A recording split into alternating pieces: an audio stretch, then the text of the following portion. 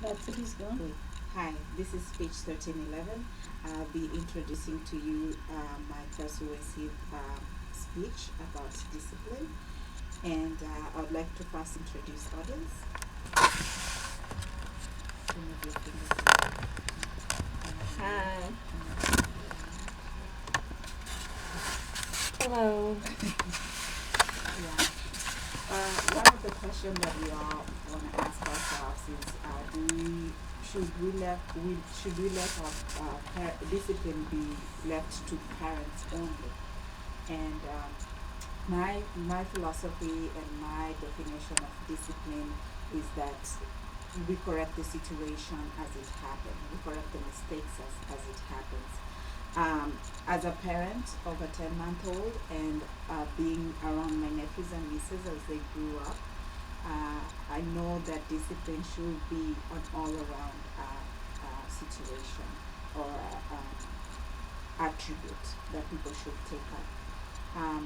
One of the things that I'm first going to be telling you about is the different ways of disciplining and and then the fears most parents face about disciplining, and lastly, I'm going to be talking about what comes out with the disciplining a child, what becomes of a child with the disciplining being part of their life.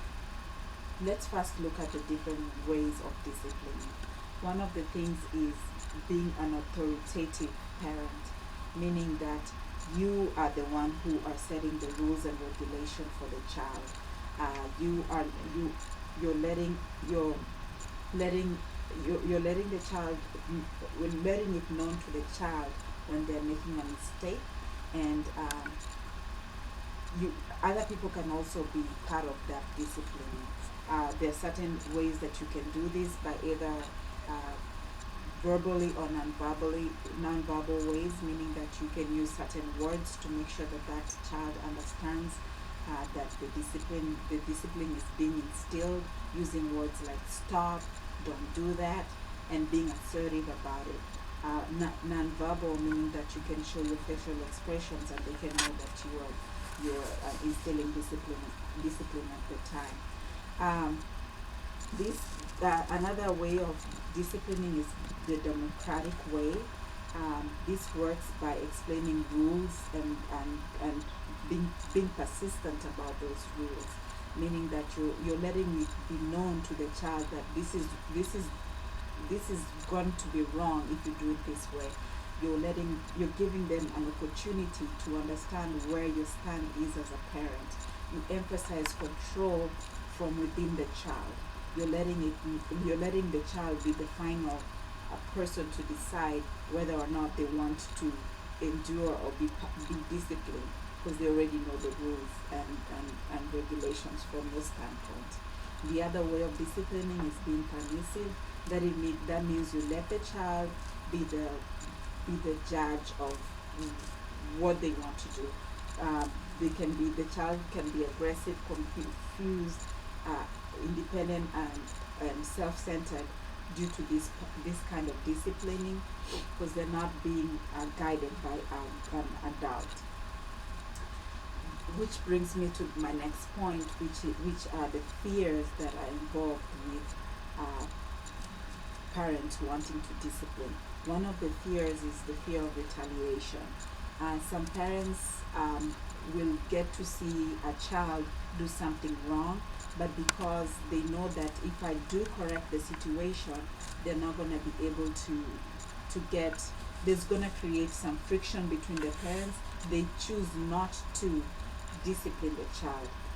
Another thing that most parents face is that they feel like um, by using an assertive voice, by telling the child that, hey, you know what, you're wrong here, the child will come up with a negative behavior like wetting the bed because of what the parent was trying to do, which is to discipline and correct them. So they come up with a negative behavior, which will lead the parent to feel like that the discipline that they instilled made the child regress in some way or another.